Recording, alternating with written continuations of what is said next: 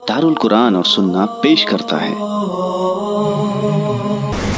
वस्सलातु वस्सलामु अला रसूलिल अमीन व अला आलिहि व सहबिहि अजमईन अम्मा बाद। और यहाँ पर एक हदीस भी आपके सामने बयान कर दूँ मैं। सुनन कुबरा की हदीस है, इमाम बैकी की किताब है।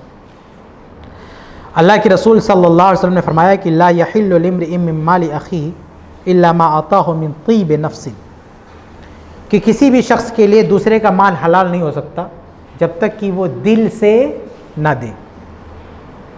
ये जो भाई अपनी बहन का हड़प करके बैठा है, पहली बात तो बहन ने दिया ही नहीं है, क्योंकि उसको मिला नहीं तो देगी कहाँ से। भाई मेरे पास कोई चीज़ है तो मैं कह सकता हूँ कि आपको देता हूँ, अरे मेरे पास खुद नहीं है, वो लेके बैठा है, मैं कहाँ से देने वाला हूँ, मैं कौन होता देने वाला, पहले मेरे पास आएगा तब तो मैं दूंगा। तो बहन ने दिया नहीं। लेकिन अगर सपोज बहन को ट्रांसफ़र कर देता भाई, बहन रखे रहती साल दो साल बाद, उसके बाद भी अगर बहन देती तो दिल से देती तभी ले सकता था, क्योंकि हदीस में क्या है, मिन तीब नफ्सिन, जब तक कोई दिल से नहीं देगा सामने के लिए हलाल नहीं हो सकता। रिवायत क्या, ला यहिल्लु, हलाल नहीं हो सकता माल जब तक कि सामने वाला दिल से ना दे। गन पॉइंट पे तो कोई भी दे सकता है, या ब्लैकमेल करके तो कोई भी दे सकता है। तो बहनें असल में ब्लैकमेल होती हैं और सोचती हैं कि अगर हमने भाई से हिस्सा मांग लिया, सोचती क्या, कहती भी है, सिर्फ सोचती नहीं कहती भी है। आप किसी भी बहन को बोलो कि अरे भाई लोगों से अपना हिस्सा मांगो, तो बहन क्या बोलेगी, क्या वहाँ का आना जाना बंद कराने पे लगे हुई हो, क्या चाहते हो भाइयों के साथ मेरा आना जाना बंद हो जाए। वो बोलती है, सोचती नहीं बोलती है। तो खौफजदा है, भाई से बुरे सलूक से बचने के लिए वो इस माल की कुर्बानी देती, दिल से नहीं देती। वो डरती है कि अगर हमने मांग लिया तो भाई जो है हमारे साथ ताल्लुकात जो है ख़राब कर लेगा। अच्छा, यहाँ पर एक बात याद आई, आपको बता दूँ। एक जगह मैंने खुतबा दिया, तो इस मौजू पे जब मैं बोलता हूँ तो कुछ लोग बहुत ज़्यादा नाराज़ हो जाते हैं, मन में गालियाँ भी देते हैं। और जो गाली नहीं दे पाता ना, तो क्या आके बोलता है, मौलाना ये तकरीर हिम्मत तो जाके गाँव पे कर दो, अभी देखो लोग क्या कहेंगे आपको, हाँ अभी दौड़ा दौड़ा के मारेंगे। मतलब ये मारना चाहता है, लेकिन यहाँ चूँकि मेरी हिमायती कई लोग हैं तो नहीं मार पाता है। यहाँ गाली देगा तो उल्टा इसको चार बात सुनने को मिलेगी। तो यहाँ चार लोगों के बीच में मुंबई में नहीं गाली दे पाता है, तो क्या बोलता है, ये डायलॉग बोलता है, अरे मौलाना हिम्मत तो जाके गाँव पे बोलो, अभी देखो तुम्हारा क्या हाल होता है। मतलब उसके दिल में यही है कि यही कुछ बोले, लेकिन बोल नहीं पा रहा, क्या करे। तो एक मस्जिद में इसी कुरला में मैंने खुतबा दिया। खुतबा देने के बाद एक आदमी आया, वो कहता है कि आपने कहा बहनों को हिस्सा देना चाहिए, लेकिन अगर बहन ने हमसे बोलचाल बंद करके रखी है, हमसे झगड़ा करके रखी है, तो भी उनको देना पड़ेगा।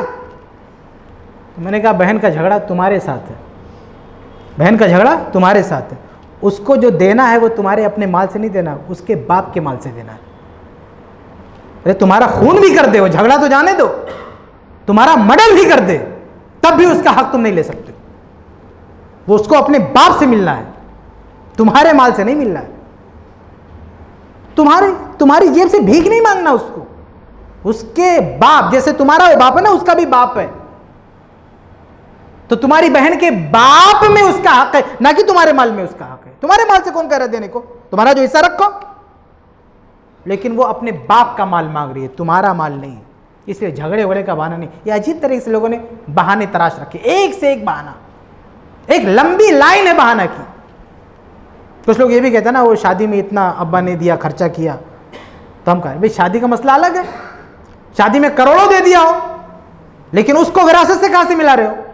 शादी में बाप ने अगर दिया, मान लो बिला ज़रूरत दिया, ये बाप की गलती है, ठीक है, उसको नहीं देना चाहिए, बिला वजह दे दिया, बेटे को भी देना चाहिए। लेकिन अगर उसने नहीं दिया, इसका मतलब नहीं कि विरासत में अल्लाह के दूसरे कानून में तुम इधर उधर कतर बेवन करना शुरू कर दोगे। तो जिंदगी में अगर कुछ गलती की है बाप ने, या बहन को किसी वजह से ज़्यादा मिल गया है, तो वो विरासत में करेक्शन नहीं कर सकते आप। और ये जहेज़ वगैरह में जो बाप देता ना, उसका कोई एतबार भी नहीं है ज़िंदगी में भी। ज़िंदगी में वो रूल क्या है कि एक आदमी अगर बांटना चाहता है, ज़िंदगी में माल देना चाहता है, तो जितना बेटे को दे उतना बेटी को दे, ये रूल है। लेकिन अगर उसकी कोई औलाद ज़रूरतमंद है, यानी ऐसी ज़रूरत जिसको पूरा करना बाप की जिम्मेदारी है, जैसे कोई औलाद बीमार हो गई, अब 10 लाख का खर्चा है इलाज कराने में, बाप ने 10 लाख खर्चा किया, अब दूसरी औलाद ये नहीं बोल सकती 10 लाख हमको भी दो, नहीं बोल सकती। ये सिर्फ उसका प्रॉब्लम था, बाप का उसका मैटर है, क्योंकि बाप की ये जिम्मेदारी है कि उसका इलाज कराना। बाप ने अपनी जिम्मेदारी निभाई है, दूसरा बेटा कैसे मांग सकता है? ऐसे बेटी की शादी करना ये बाप की प्रॉब्लम है। अब बेटी की शादी करने में बाप को 1 लाख खर्चा करना पड़ा, 2 लाख करना पड़ा, 5 लाख करना पड़ा। बाप भी दिल से तो नहीं खर्चा कर रहा ना, मजबूर है बेचारा। मजबूरी में उसने 5 लाख खर्चा कर दिया, तो बेटा खड़ा होकर नहीं बोल सकता 5 लाख हमको भी दो ना। ये बेटी के साथ एक मजबूरी थी, उसको खर्चा करना पड़ा, उसने खुशी से नहीं खर्चा किया है। ये उसकी जिम्मेदारी थी शादी करना, अपनी जिम्मेदारी निभाई। अब तुम उतना पैसा नहीं मांग सकते हो। हालांकि आजकल तो भी बेटे की शादी में भी कम पैसा नहीं लगता है। और ये बेटा, बेशर्म बेटा जो कहता है ना कि तुम्हारी शादी में इतना खर्चा किया। भाई एक बहन बाप के घर में कितने दिन खाती है? 20 साल, 25 साल, 30 साल। और ये तो जिंदगी भर बाप का बैठ कर खाता, उसका हिसाब नहीं करता। हाँ, अपना डॉक्टरी पढ़ रहा है, इंजीनियरिंग कर रहा है, इतनी बड़ी बड़ी पढ़ाई कर रहा है, बाप का खजाना खाली कर रहा है, उसका कैलकुलेशन नहीं कभी करता है। वो बहन की शादी में लग गया, अरे वो आपको, आपने उसको इतना दे दिया, हमको क्या दिया? अरे तू बैठ के खा रहा है, इतने तू खा रहा है, तेरी बीवी खा रही, तेरे बच्चे खा रहे हैं, वो दिखाई नहीं दे रहा। वो बेचारी 20-25 साल खा के चली जाती है, शादी होती घर छोड़ के चली जाती है। और तू तो कितने लोग हैं जो बाल सफेद हो गए बाप का बैठ के खा रहे हैं, और उसी बाप के मरने के बाद बुढ़ापे तक बैठ के खाता है, और बाप के मरने के बाद कहता है वो तो शादी में इतना लगा था। अरे तेरे लाइफ में कितना लगा है, कभी हिसाब करके देख। बहरहाल मैं कहता हूं कि यहाँ बाप मजबूर होता, लेकिन मजबूर ना भी रहे, बिला वजह ऐसे अपनी बेटी को दे डाले, बिला वजह, तो भी विरासत में आके आप कोई करेक्शन नहीं कर सकते, विरासत में कोई छेड़खानी नहीं कर सकते। दिन हयात में बाप जो खर्चा करता है उसका मैटर ही अलग है, और मरने के बाद जो माल बचता है उसका मामला बिल्कुल अलग है। दोनों का एक दूसरे से कोई कनेक्शन नहीं, कोई ताल्लुक नहीं है। इसलिए हयात में अगर बाप ने खर्चा करने में कुछ गलती की है तो आप वो उसकी वफात के बाद विरासत में जो अल्लाह का निज़ाम है इसको अप्लाई करने में कुछ भी इधर उधर नहीं कर सकते। आपको देना पड़ेगा जिसका जो हक है। एक और चीज़, आगे बढ़ने से पहले कुछ लोग एक और बहाना पेश करते हैं कि आपा की शादी तो बड़े घर में हुई है, उसका शौहर बहुत मालदार है, बहुत पैसा, उनको पैसे की ज़रूरत नहीं है, हमको ज़रूरत है। तो ये बात याद रखना चाहिए कि विरासत जो बढ़ती है वो ज़रूरत देखकर नहीं, वो खून का रिश्ता देखकर। ज़रूरत देखकर ज़कात तकसीम होती है, लेकिन विरासत नहीं। विरासत सिर्फ रिश्ता देख के, विरासत का माल रिश्ता देख के बढ़ता है। मिसाल के तौर पर अगर एक आदमी मर गया, उसके 2 बेटे हैं, एक बेटा अरबपति है और दूसरा बेटा लखपति भी नहीं है। अब अगर ये 1 लाख रुपया छोड़ के मरे, सिर्फ 1 लाख रुपया, बाप 1 लाख छोड़ के मरे और एक बेटा अरबपति है, दूसरे के पास लाख रुपया भी नहीं है, तो ये 1,50,000 अरबपति को मिलेगा, 50,000 उस गरीब को मिलेगा। यहाँ आप ये नहीं कह सकते कि वो तो बहुत पैसे वाला, उसको मत दो, सारा उठा के किसी को दे दो। ऐसे बांटना पड़ेगा। बांटने के बाद वो चाहे दे दे, अलग बात है। वो जो अरबपति है वो दे दे, और दे दे, डबल दे दे, ट्रिपल दे दे, कोई मसला नहीं। लेकिन अल्लाह का जो निज़ाम है वो ऐसे है कि इसमें ये नहीं देखा जाता है कि कौन ज़रूरतमंद है कौन नहीं है। ये खून का रिश्ता, खून का लिंक देखा जाता है कि रिश्ते में बराबर है उसको मिलेगा। अच्छा, कुछ लोग ये भी बहाना करते हैं हमने अब्बा का इतना साथ दिया। ये साथ देने से भी कुछ नहीं होता। साथ देना तो ज़िंदगी में कुछ मांगना तो मांग लेते, मरने के बाद नहीं। अगर एक आदमी 40 साल तक अपने बाप के साथ खड़ा रहे, 40 साल तक बाप की मदद करता रहे, और 40 साल बाद उसी के बाप ने दूसरी शादी किया, या शादी नहीं भी किया लेकिन मरा, और मरते वक्त उसकी बीवी हमल से थी, यानी जो बेटा 40 साल तक अपने बाप से खड़ा था, उसका एक भाई उसकी माँ की पेट में, अब बाप मर गया। मरने के बाद वो पैदा होता लड़का, तो इसने तो अपने बाप को देखा भी नहीं, 40 साल खिदमत करना दूर की बात है, देखा भी नहीं अपनी आँख से।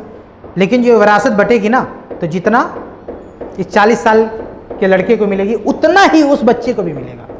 उसमें 1 रुपया भी इधर उधर हम नहीं कर सकते।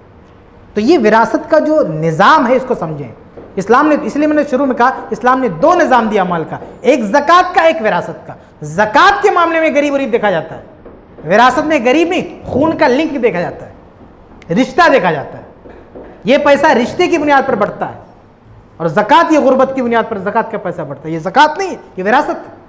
इसलिए ये नहीं देखा जाएगा कि कौन किस हालत में है, बल्कि किसका रिश्ता, लिंक किसका मिल रहा है, उस हिसाब से पैसा बटेगा। आगे बढ़ते हैं।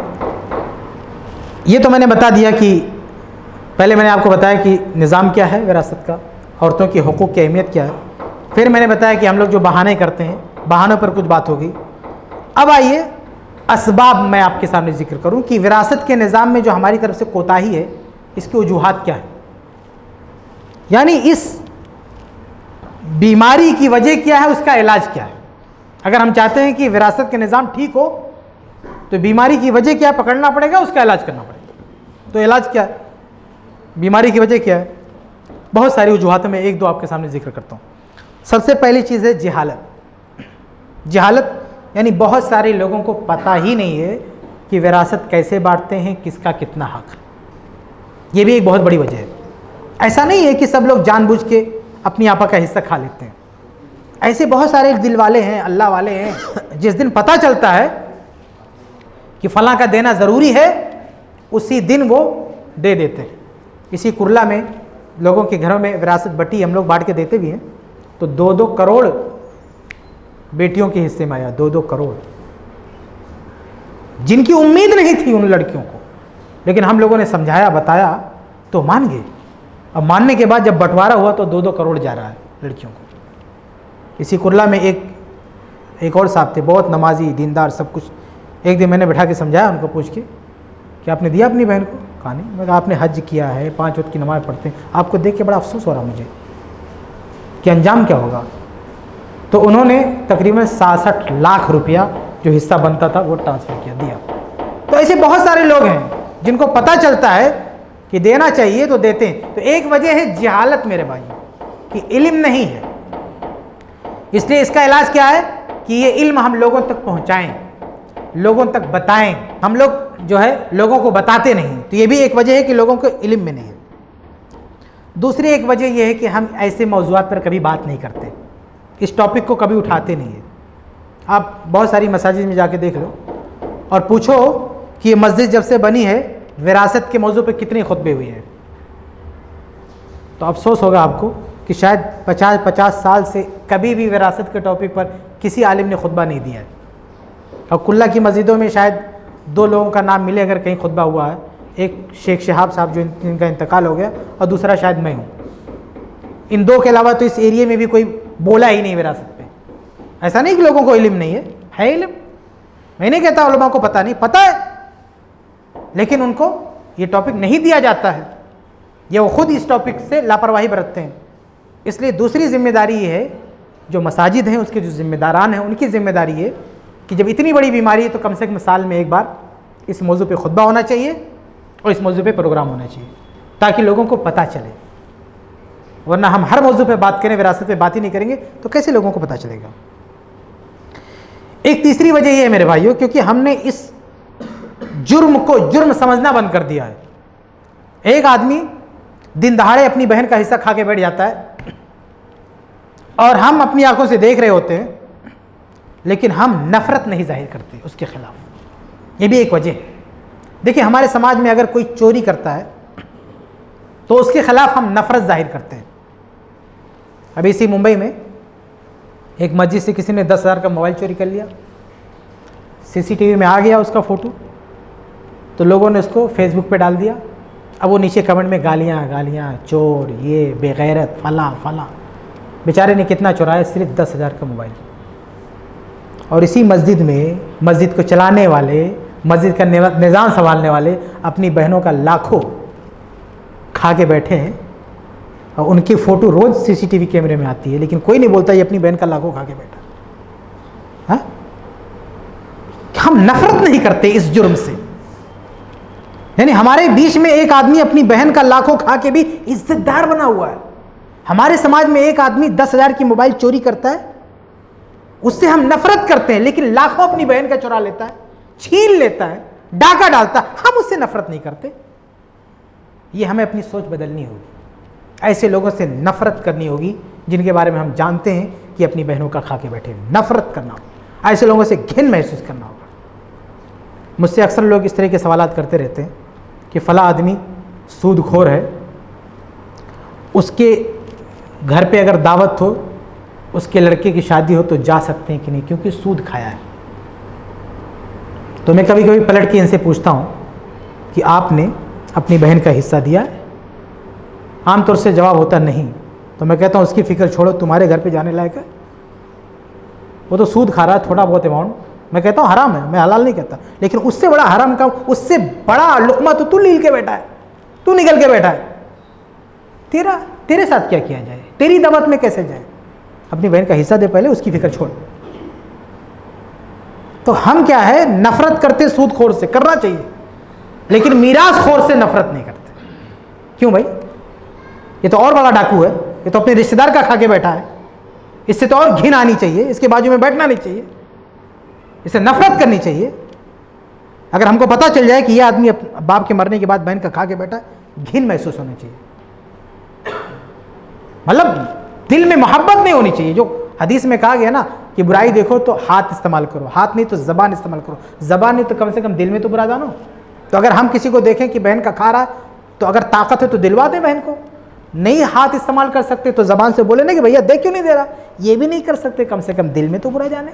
लेकिन हमने हीरो बना के रखा है ऐसे लोगों को, ऐसे लोगों को हीरो बना के रखा है कि जो अपनी बहनों का खा के बैठे हैं। तो हमारा हाल ये है मेरे भाइयों कि हम ऐसे लोगों से नफरत नहीं करते, हमें ऐसे लोगों से नफरत करनी होगी, उनको ये मैसेज देना होगा कि तुम्हारा ये अमल गलत है, तुमने ये क्राइम किया है, ये जुर्म है, ये पाप है जो तुम्हारे सर पे लदा हुआ है।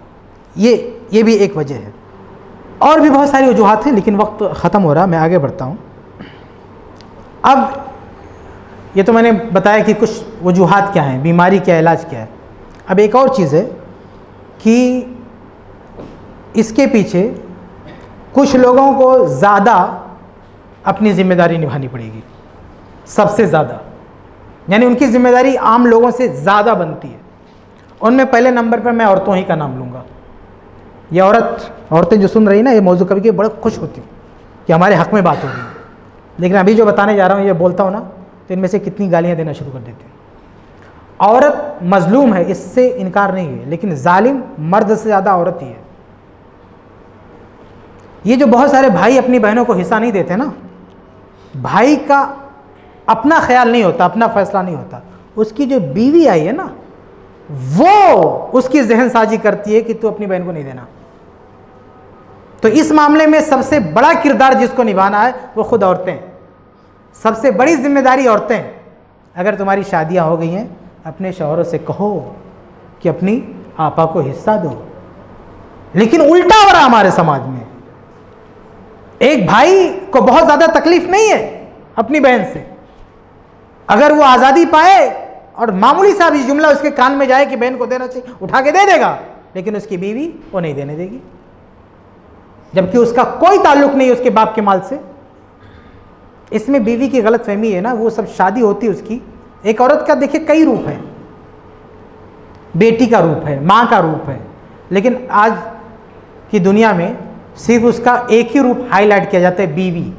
जब बात होती है ना औरतों की हुकूक की, तो सब बीवी जहन में होता है कि बीवी को क्या मिलना चाहिए, ये जहन में नहीं होता है कि बेटी को क्या मिलना चाहिए, ये जहन में नहीं होता है कि बहन को क्या मिलना चाहिए, ये जहन में होता है कि माँ को क्या मिलना चाहिए, बस बीवी को। तो जब शादी हो जाती है तो समझती है शौहर ये फुल पैकेज मेरा है, पूरा हमारा है। ये सोच गलत है औरत की। शौहर के माल में सिर्फ 4 तरह का हक तुम्हारा है बस। नंबर 1, तुम्हारा खाना पीना, ये उसकी जिम्मा है। नंबर 2, रहन सहन, तुम्हारे रहने का इंतज़ाम उसकी जिम्मा है।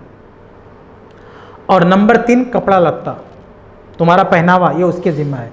नंबर 4, बीमार होगी तो इलाज उसकी जिम्मा है। सिर्फ 4, बस ख़त्म। इसके अलावा ज़िंदगी में उसके माल में तुम्हारा कोई और हिस्सा नहीं है। शौहर के माल में इस 4 से ज़्यादा और हिस्सा नहीं। वो दे दो तो अच्छी बात है, हम मना नहीं करते, वो लाखों दे दे तुमको, कौन मना कर रहा है, लेकिन हक, वाजिबी हक नहीं है।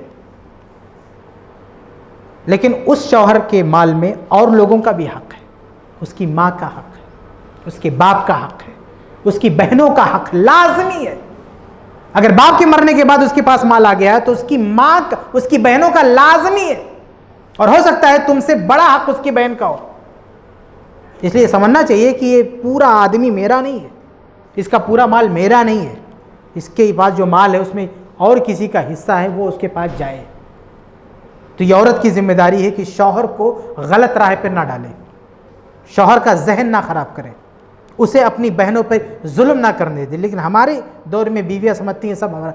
एक जगह के बारे में मैंने सुना कि एक आदमी अपने घर में अपनी बहन को रखी हुई है, अपनी बहन को रखी हुई है।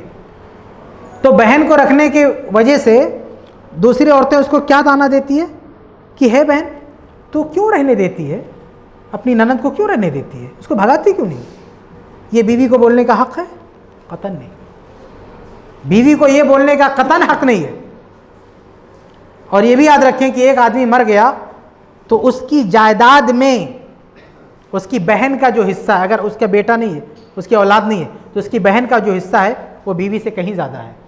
मैं मिसाल दूं, एक आदमी 4 करोड़ छोड़ के मर गया, उसकी सिर्फ बीवी है और एक बहन है। एक आदमी 4 करोड़ छोड़ के मर गया, सिर्फ एक बीवी है, औलाद नहीं, माँ बाप कोई नहीं, सिर्फ एक बीवी है और एक बहन है। बीवी को कितना मिलेगा पता है? एक आदमी 4 करोड़ छोड़ के मिला तो कितना? 1/4, चौथाई, 1/4, यानी 4 करोड़ छोड़ के मिला तो 1 करोड़ बीवी का, और ये 3 करोड़ कौन लेगा?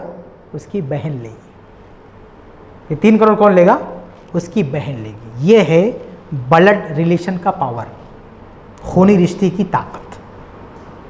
तो सबसे पहली जिम्मेदारी औरतों की है कि वो अपनी हद को समझें और अपने शौहरों को आमादा करें कि वो अपनी बहनों को हिस्सा दें। और ऐसा करने से उनका नुकसान नहीं, उनका फायदा है, क्योंकि उनके भी भाई उनको हिस्सा देंगे। तो ये औरत की जिम्मेदारी है। दूसरी जिम्मेदारी भाइयों की, दूसरे नंबर पर मैं भाइयों को जिम्मेदार मानता हूं कि भाइयों की जिम्मेदारी है कि वो अपनी बहनों पर अत्याचार ना करें, अपनी बहनों को उनका हक दें। और अगर अपनी बहनों की खिदमत करनी पड़ी किसी वजह से तो उसका बहाना बना के उनका हक ना मारें। देखिए साहबे कराम में बहुत सारे साहबा कराम ऐसे हैं जिन्होंने अपनी बहनों के लिए बहुत कुछ किया, लेकिन उसके बदले में विरासत नहीं हड़पी। माकिल बिन यसार रज़ी अल्लाह तआला, सही बुखारी की रिवायत है, उन्होंने अपनी बहन की शादी की, बंदे ने तलाक दे दिया, बहन आके घर पे बैठ गई, भाई के घर पे। उसके बाद इन्होंने दोबारा बहन की शादी कराई, लेकिन बहन की जायदाद नहीं हड़प की इन्होंने। जाबिर रज़ी अल्लाह तआला अन्हु, सही बुखारी की रिवायत है, उनके अब्बा शहीद हुए तो उनकी 9 बहनें थी, 9 बहनें। तो जाबिर रज़ी अल्लाह तआला अन्हु ने अपनी 9 बहनों की खातिर एक बूढ़ी औरत से शादी कर लिया, और इसलिए शादी किया ताकि ये मेरी बहन को पाल पोस के बड़ा करें। तो जाबिर रज़ी अल्लाह तआला अन्हु ने अपनी बहन को पाल पोस के बड़ा किया, सबकी शादियाँ की, और उनके चक्कर में अपनी बीवी को भी दाव पे लगा दिया, यानी ऐसी औरत से शादी कर ली जिससे औलाद ही नहीं हुई। और बाद में सही बुखारी की रवायत है कि वो बहुत ज़्यादा बीमार हो गए, यानी 9 बहनों को पाल पोस के बड़ा किया, सबकी शादी की, 9 बहन, एक नहीं 9 बहन, और बूढ़ी औरत से शादी किया। अल्लाह के नबी सल्लल्लाहु अलैहि वसल्लम ने पूछा कि तुम जवान हो, अरे जवान औरत से शादी करना चाहिए था, बूढ़ी से क्यों कर लिया? कहा अल्लाह के नबी मेरी 9 बहनें हैं, इसलिए मैं चाहता हूँ कि बूढ़ी औरत हो ताकि इनके लिए माँ बन सके, इनको नहला सके, धुला सके, तरबियत कर सके। तो नबी ने यह सुना तो कहा असबता, बहुत अच्छा किया, हौसला दिया, तायद किया कि अगर अपनी बहन के लिए कुर्बानी दी तो बहुत अच्छा किया। और बूढ़ी औरत से शादी करने की वजह से औलाद नहीं हुई। सही बुखारी की रवायत है, बीमार हुए बहुत ज़्यादा, अल्लाह के नबी सल्लल्लाहु अलैहि वसल्लम देखने आए, अब पूछा, बेहोश थे वो, अल्लाह के नबी सब ने पानी का छींटा मारा, होश आया। होश आया तो नबी से पूछते हैं कि अल्लाह के नबी मेरी तो कोई औलाद ही नहीं है, मेरे तो आगे पीछे कोई नहीं है, सिर्फ मेरी बहनें हैं, तो मैंने ज़िंदगी में जो कुछ अभी बचाया है, कमाया है, ये लेगा कौन? तो कुरान की आयत नाजिल हुई, सूरह निसा की आखिरी आयत। विरासत की आयतें सूरह निसा में 2 जगह हैं, एक आयत नंबर 11-12, और वो कब नाजिल हुई थी आपको बता चुका हूँ, और एक लास्ट की आयत है, ये कब नाजिल हुई ये अब बता रहा हूँ आपको। इन्होंने कहा मेरी जायदाद कौन लेगा? कुरान की आयत नाजिल हुई, इब्ने माजा की रवायत है, बुखारी में भी है कि तुम्हारी बहनें लेंगी। तुम्हारी जायदाद कौन लेगा? जब तुम्हारे आगे पीछे कोई नहीं है तो तुम्हारी बहनें। लेकिन इस बीमारी में उनकी वफ़ात नहीं हुई, बच गए, और इस तरह बचे कि मदीना में सबसे आखिर में इन्हीं की वफ़ात हुई। बाद में इनकी दूसरी शादी हुई, उससे बच्चे भी हुए, यानी बहुत एक जो है अच्छी लाइफ इन्होंने गुजारी। बल्कि एक मौके पे अल्लाह के नबी सल्लल्लाहु अलैहि वसल्लम ने इनको एक गट्ठर दिया था दीनार का, लंबी रवायत है, वो हमेशा उनके पास था, वो ख़त्म ही नहीं हो रहा था। तो अपनी बहनों की जो सेवा किया, अपनी बहनों की जो खिदमत की, तो अल्लाह ने आजमाइश में डाला, लेकिन बाद में जब अल्लाह ताला ने अपनी रहमतें नाजिल करना शुरू किया तो बहुत फरावानी दिया, एक लंबी उम्र और अच्छा खासी दौलत और बच्चे बीवी सब मिला इसी दुनिया में अल्लाह ताला ने दिया इनको। तो ये ना सोचे कि बहनों एक दो बहन का बोझ अगर हमने उठा लिया तो हम जो है रोड पे आ जाएंगे। जाबिर रज़ी अल्लाह ताला ने उनकी विरासत नहीं हड़प की, इतना सब कुछ किया बहनों के लिए। हम और आप क्या, एक दो बहन के लिए कुछ कर दिया, इतनी विरासत हमको चाहिए बहनों की। तो ये भाइयों की जिम्मेदारी है। और मुस्तद अहमद की हदीस है, अल्लाह ने फरमाते हैं कि अगर किसी की 3 बहनें हों या 2 ही बहन हो, फ़यत्तक़िल्लाह फ़ीहिन्ना, अपनी बहनों के बारे में अल्लाह से डरे, व युहसिनु इलैहिन्ना, और अपनी बहनों के साथ एहसान करे, इल्ला दखलल जन्ना, वो जन्नत में दाखिल होगा। अब मैं बात ख़त्म करूँगा और आखिर में आपके सामने ये जिक्र करूँगा कि अगर हम इन आयात पे, इस निज़ाम पे अमल नहीं करेंगे तो हमारा अंजाम क्या होगा। तो इसका अंजाम अल्लाह ताला ने बयान किया कुरान में, जहाँ सूरह निसा में मीरास की बातें नकल की हैं, तो अल्लाह ने जिक्र किया, कहा तिल का हदूदुल्लाह, ये अल्लाह की हदें हैं, अल्लाह के कवानीन हैं, और कहा जो इस पे अमल करेगा उसके लिए जन्नत है। और आगे कहा वमन यअसिल्लाह, जो शख्स नाफरमानी करेगा, मन यअसिल्लाह व रसूलहु व यतअद्दा हुदूदहु, इन कवानीन को तोड़ेगा, युदखिलहु नारा, अल्लाह ताला उसे जहन्नम में डाल देगा, खालिदन फिया, जहाँ वो हमेशा रहेगा। जी हाँ, कुरान में ऐसे ही हमेशा रहेगा, खालिदन फिया। तर्जुमा जाके देख ले, सूरह निसा सूरह 4 आयत 14, कि जो विरासत की कवानीन पे अमल नहीं करेगा अल्लाह उसे जहन्नम में डालेगा, खालिदन फिया, हमेशा उधरी रहेगा। वलहु अज़ाबुम मुहीन, उसके लिए रुसवा कुन अजाब है, जिल्लत वाला अजाब है। यहाँ इज्जत कमाने के लिए आदमी सोचता है पैसा हड़प कर ले दूसरों का, अल्लाह जलील करेगा जहन्नम में से। तो ये सज़ा बताइए, ये वार्निंग दी अल्लाह ताला ने, ये जो कवानीन है, जो हुदूद है, इनको तोड़ना नहीं।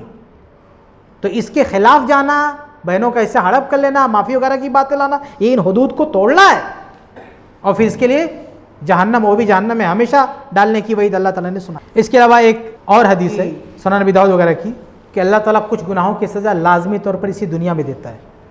उसमें अलबग़ी, जुल्म है, और क़तियतुर रहम, खूनी रिश्ते को काटना है। तो जो आदमी अपनी बहनों को हिस्सा नहीं देता है, वो बहनों पर जुल्म भी कर रहा होता है और रिश्ते को भी पामाल कर रहा होता है, इसलिए इसी दुनिया में उसको अजाब मिल सकता है। आखिरी हदीस सुना के आपसे रुखसत होता हूँ। सही मुस्लिम की रवायत है, अल्लाह के नबी सल्लल्लाहु अलैहि वसल्लम ने पूछा कि ए सहाबा अतदरूना मल मुफलिस, तुम्हें पता है कि मुफलिस कौन है, कंगाल कौन है? तो सहाबा ने कहा कि जिसके पास दिनार नहीं, दिरहम नहीं, रुपया पैसा नहीं, वो कंगाल है। तो नबी सल्लल्लाहु अलैहि वसल्लम ने कहा कि अल मुफलिसु मिन उम्मती, मेरी उम्मत का मुफलिस, मेरी उम्मत का कंगाल तो वो है, याति यौमल क़ियामा, जो क़यामत के दिन आएगा, बेसलातिन व सियामिन व ज़कातिन, क़यामत के दिन नमाज, रोज़ा, हज, ज़कात सब लेकर आएगा। यानी बहुत ज़्यादा नमाज पढ़ा होगा, तहज्जुद पढ़ा होगा, हज किया होगा, उम्रा किया होगा, ज़कात, रमज़ान में खूब ज़कात दिया होगा लोगों को। मुझे कभी कभी बहुत तरस आता है ऐसे सेठ लोगों पे जो रमज़ान में मौलवियों की लाइन लगा के पैसा बांट रहे होते हैं। बेहया बेशरम, बहन का खा के बैठा, पहले उसको तो दे। हाँ, ये लाइन लगा के सबको पैसे बांट रहा, पहले उधर दे पैसे जिसका तू खा के बैठा, चोर कहीं का, पहले उसको दे।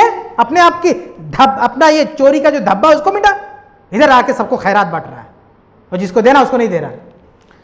तो कहा कि वो ज़कात लेकर आएगा क़यामत के दिन, नमाज लेकर आएगा, ज़कात लेकर आएगा, हज लेकर आएगा, लेकिन इसके साथ साथ कुछ जुर्म किया होगा।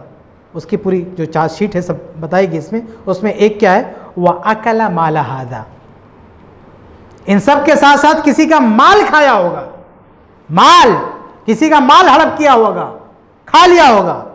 तो अल्लाह ताला इंसाफ कैसे करेगा? अल्लाह ताला इंसाफ इस तरह करेगा कि फ़युता हादा मिन हसनातिही व हादा मिन हसनातिही, तो जिसका माल खाया ना, इससे बहन का माल खा लिया विरासत, तो इसने जो नमाज, रोज़ा, हज, ज़कात, भाई ने जो कुछ किया ना, सारा उठा के इसको दे देगा अल्लाह ताला। उसकी नहीं, जाहिर सी बात है कि अल्लाह के यहाँ तो पैसे तो होंगे नहीं इसके जेब में कि उठा के दे दे। नमाज, रोज़ा यही उठा के दे देगा बहन को। ये बेचारा जीरो पे, कुछ नहीं, सब कुछ किया और ले गई बहन। और कुछ बदनसीब भाई ऐसे भी हैं जिनके पास नमाज, रोज़ा भी नहीं है और बहन का खा के बैठे हैं, तो इनके पास से क्या उठा के देगा अल्लाह ताला? इनके पास से तो वो भी नहीं है, तो क्या करेगा, अगर बहन की जो गलतियां हैं ना वो अल्लाह ताला उठा के इस पर लाद देगा। रिवायत में क्या है, फ़इन फ़नियत हसनात हो क़ब्ल अन युक़दम अलैहि, कि अगर इसकी नेकियां उठाते उठाते इधर लाद दी गई, फिर भी अगर इंसाफ पूरा नहीं हुआ तो अल्लाह ताला क्या करेगा, उख़िज़ा मिन ख़तायाहुम, इन मजलूमों जिनका माल खाया गया इनकी गलतियां अल्लाह ताला उठाएगा, फ़तुरिहत अलैहि, और इस बंदे पर डाल दिया जाएगा, और तुम तुरिहा फिन्नार, फिर से जहन्नम में फेंक दिया जाएगा। तो ये इंसाफ होगा क़यामत के दिन। हमने जिसका भी माल खाया है, ये हमारी नमाज, रोज़ा, हज, ज़कात, ये सब बर्बाद हो जाएगा, सब अल्लाह ताला ये उठा के उसको दे देगा। ये जो हम फजर की नमाज़ पढ़ती इतनी पाबंदी से सब कुछ कर रहे हैं, ये क्या हमारे अकाउंट से ट्रांसफ़र हो जाएगा, हमारा अकाउंट सीज हो जाएगा, किसी और को दे देगा अल्लाह ताला, खाली हाथ रह जाएंगे सब कुछ करने के बावजूद भी। और अगर कुछ नहीं किया हमने तो उसके गुनाह हमारे सर पर। अरे भाई उसने अगर कोई गलती की, मान लीजिए हमने किसी का माल खाया है, उसने शराब पिया है, तो शराब पीने का गुनाह है ना, ये गुनाह हमारे सर पे, अस्तगफिरुल्लाह, हमने शराब पिया ही नहीं, उसकी सज़ा हम भुगतें। ये इस वजह से होगा कि हम किसी का माल खा लेंगे। इसलिए मेरे भाइयों ये बहुत ख़तरनाक चीज़ है कि हम किसी का माल खाएं, और विरासत का मामला और ख़तरनाक है, क्योंकि अल्लाह ताला नहीं चाहता कि इसमें कोई गड़बड़ी हो। इसलिए अल्लाह ताला ने इस मामले को कुरान में डिटेल से बयान किया है। तिजारत के मामला कहाँ कुरान में है, हदीस में तफसील के साथ है, लेकिन विरासत का मामला अल्लाह ने कुरान में क्यों लिया, इसलिए लिया ताकि इसमें कोई गलती ना हो। इतनी तंबीह के बाद, अल्लाह ताला के इतने बेहतरीन इंतज़ाम के बाद भी अगर कोई इन आयतों की पामाली करेगा तो फिर उसका अंजाम बहुत भयानक होगा। इसलिए हम सब की जिम्मेदारी मेरे भाइयों कि हम सब यहाँ बैठे हुए हमने जो कुछ सुना है ये अहद करें कि हम इंशाअल्लाह इस पर अमल करेंगे। अगर हमारे वालिदैन बहयात हैं तो उनकी वफ़ात के बाद अगर हम जिंदा बचते हैं तो उनके माल को सही तरीके से तकसीम करेंगे, अपने हिस्से के साथ साथ अपनी बहनों का भी हिस्सा लगाएंगे। और अगर हमारे वालिदैन फौत हो चुके हैं और हमने बहनों को नहीं दिया है तो हम ये अहद करें कि कुछ दिन में जितना जल्दी हो सकेगा हम उनका हिस्सा पहुंचा देंगे। ये अहद करें, ये वादा करें, वरना ये हमारी नमाज रोज़ा सब बर्बाद होने वाली है, सब जाने वाली है। सिर्फ उनके कह देने से कि हमने माफ़ किया, ये माफ़ होने वाला मामला नहीं है। आप ये ना समझे हर चीज़ सबके हाथ में नहीं होती है। बहन लाख चिल्लाए मैंने माफ़ किया, लेकिन जो अल्लाह का कानून तुमने तोड़ा है इसका क्या जवाब होगा तुम्हारे पास। बहन को यह अथॉरिटी नहीं है कि अल्लाह के कानून को कैंसिल कर दे, कि अल्लाह का कानून अप्लाई नहीं होगा। इसलिए मेरे भाइयों, अल्लाह ताला ने जो ये वईद सुनाई है कि इन कवानीन के ख़िलाफ़ गए तो हमेशा के लिए जहन्नम में फेंक देगा, उस वईद से हम डरें और अपने आप को बचाने की कोशिश करें। अल्लाह ताला हम सबको हर तरह की बुराइयों से महफूज रखे और किताब व सुन्नत के हर हुक्म पर अमल करने की तौफीक अता फरमाए। आमीन या रब्बल आलमीन। अस्सलामु अलैकुम व रहमतुल्लाहि व बरकातुहू।